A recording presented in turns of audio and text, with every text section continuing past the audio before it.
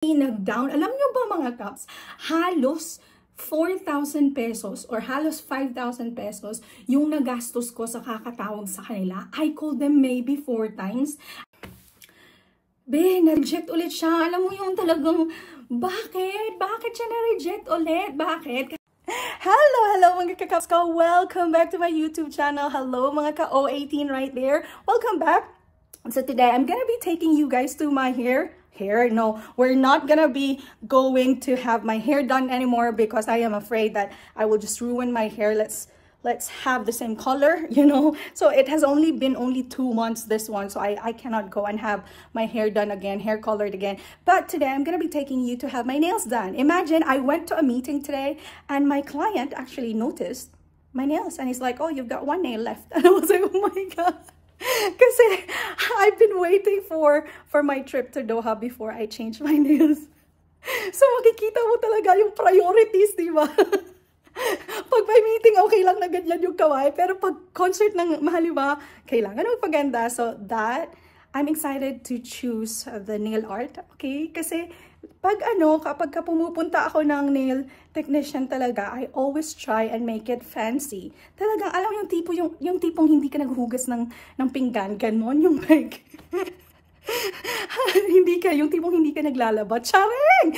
Pero, yun na nga, ganito kasi yung routine natin. Sa mga nakakaalam dyan, you guys have known me through my vlogs or through my reactions. So alam nyo na maarte tayo before going to SB19's concert. So this one, I can't really have my full-on outfit. I have bought an outfit, but I can't wear it in Doha because they're very strict sa Doha.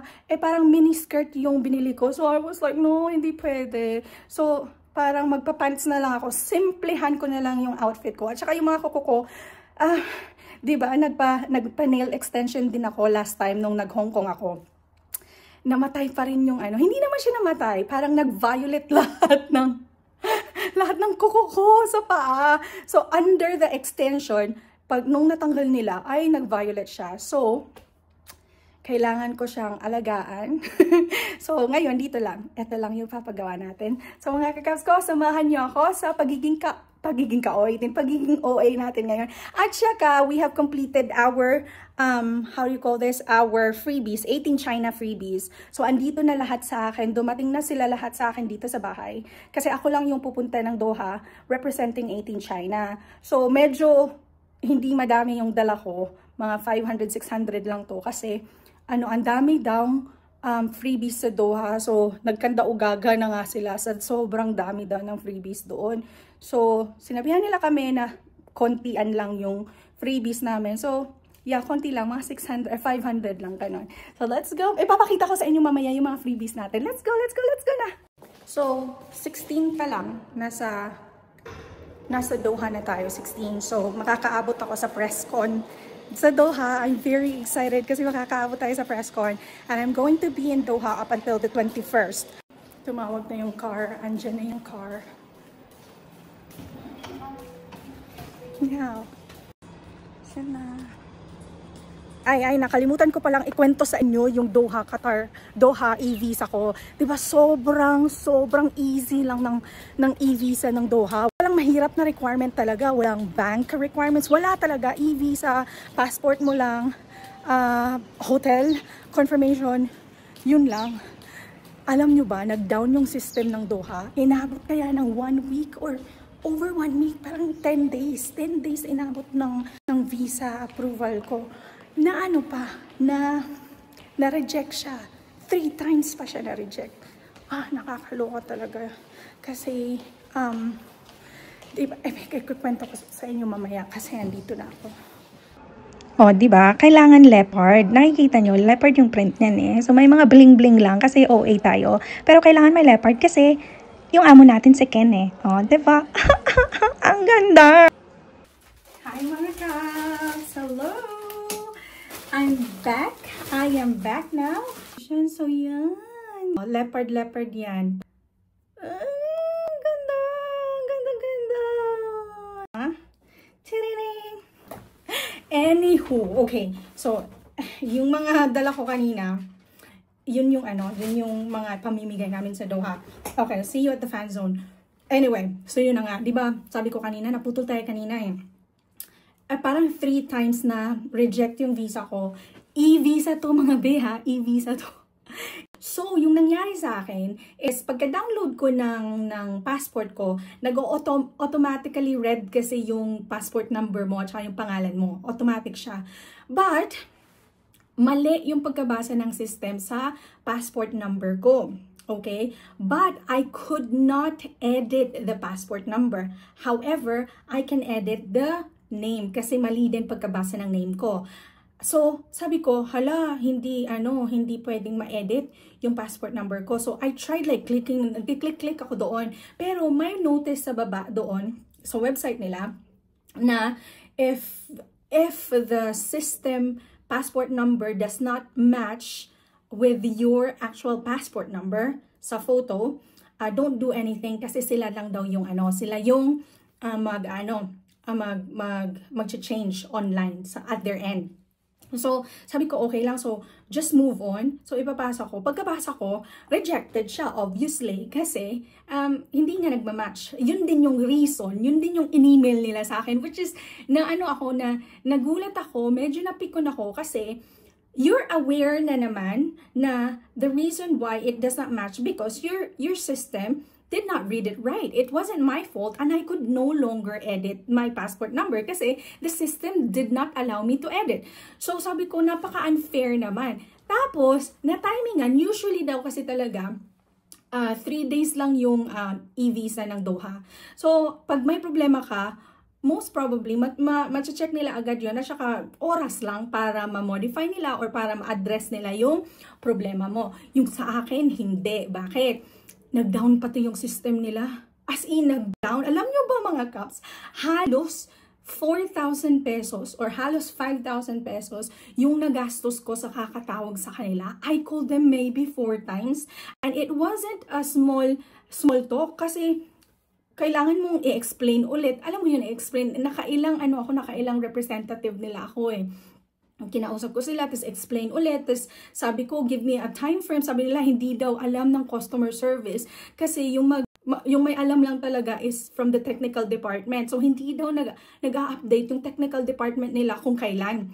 This visa was applied a month ago pa, so I had enough time. It's just that I wanted to be all prepared before October. Alam niyo yun? So, sabi ko, because I'm gonna be there for a week and I need to book everything in advance. So, tas tumataas yung flight ticket. Nagtataasan na yung flight ticket. Sabi ko, ay, kailangan nyo po ako mabigyan ng time frame para po kasi ma-prepare ko yung sarili ko kasi nagtumitingin-tingin na ako ng flight dito. Tumataas. Meron silang Filipino service. Meron silang Filipino line. So, yung sasagot sa inyo, Filipino rin kung may kailangan kayo. So, yun, sabi, pasensya na po talaga ma'am. Inabot talaga siya ng 10 days. So, nung na-address na yung issue ko sa mali yung passport number ko, yung na-address na yun, nag-email agad sila sa akin na na-modify na daw nila. Na-modify na nila yung problema ko. That was after 10 days. Na-modify na. So, you can now, kasi mag-apply ka ulit. So, all you have to do is actually submit again your application.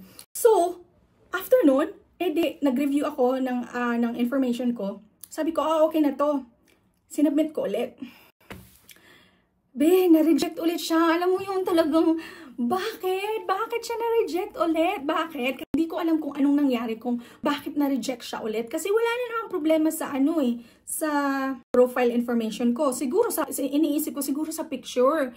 Alam nyo ba, yung sinabi nila sa akin, na isend ko na lang daw via email yung picture ko para sa profile application ko at saka sa website nila at saka yung passport picture ko at saka i-explain lahat. So, I sent them 3 times my profile picture, yung ginamit kong picture para sa profile ko for my visa, e-visa application, at saka yung passport ko. So sabi nila, yun yung sinabi nila sa akin and I guess that's what they used to re-upload. Kasi sila nga lang daw ang pwedeng mag-modify at saka mag-re-upload. So yun na nga. Pero nung nag-resubmit ako, na-deny ulit. Grabe yung stress ko mga kakap. Sabi ko, what happened again? Anong nangyari? So, kinontak ko na naman sila. Anong nangyari? Bakit ganito ulit? Oh ma'am, pasensya na po. I-check po namin ulit. Blah, blah, blah, blah, blah, blah. I think meron silang ginawa sa end nila. To make the long story short, 3 beses akong na-deny. Pero, hindi ko na alam siguro talaga, or I'm not really entirely sure why I was rejected the second and the third time. Kasi parang parang nainis na talaga ako na I didn't want to communicate anymore. Sila na bahala. Kasi nasa kanila na lahat ng kailangan nila for my visa application na para i-modify. Kasi the ball is on their court na, hindi galing sa akin. So, sabi ko, bahala na sila. So, the next day, na-approve ako. Grabe yung stress, diba? Yung friend ko nga sabi niya, Nika, naanuhan ka lang talaga, na timingan mo lang talaga na down yung system nila. Kasi so, yun yung stress ko. Gusto ko sanang, dapat 1 month before pa lang, meron na ako. Actually, it was even more than a month na meron na akong e-visa. Nag-apply ako first week of September eh. Kasi gusto ko talagang prepared lahat. Ganun ako kapag nag-a-apply ng visa. Kailangan prepared lahat. Kaya sabi ko, sa lahat-lahat ng mga visa na in-applyan ko, bakit itong Qatar is napaka-simple pero sobrang na-stress naman ako. Well, anyway, mga kakaps ko, apart from this, babalik pa ako bukas kasi hindi nalinisan kasi magpapalinis din ako sa ako. Hindi nalinisan kasi we are whole of time na. So, ipapakita ko sa inyo, if you guys follow 18 China, so malamang nakita nyo na tong mga freebies namin. Pero ipapakita ko sa inyo, ito yung chips. Hindi ito yung chip na ginagamit for the LSB. Ayan si Ken. Ito si Justin. It's the same as our Fansa. Ayan. Josh. Ayan si Josh. Stell. Ayan, that's Tel. Here. Ayan, si Pablo. Ayan. O, diba? So, yan yung dadalhin ko. Medyo mabigat to. Alam nyo, sobrang nilesen namin yung freebies for Qatar. Just like what I said earlier. Kasi, nilimitahan lang tayo doon. At saka, kung ano naman, mas mabuti din sa akin para hindi masyadong mabigat. At saka, hindi kami inalaw na mag-distribute doon nung umaaligid inspired namin na newspaper. Yung wanted profile newspaper namin, hindi kami inalaw kasi sobrang strict yung Qatar. Ito is hair loop, hair tie. Ito naka-segregate na to. Ito si Josh lahat to. Ayan. Ayan. Mga hair tie yan. Tapos, ito si Justin. Ayan, that's Justin. Ayan, madami yan. I hope you guys matuwa kayo sa pamimigay namin.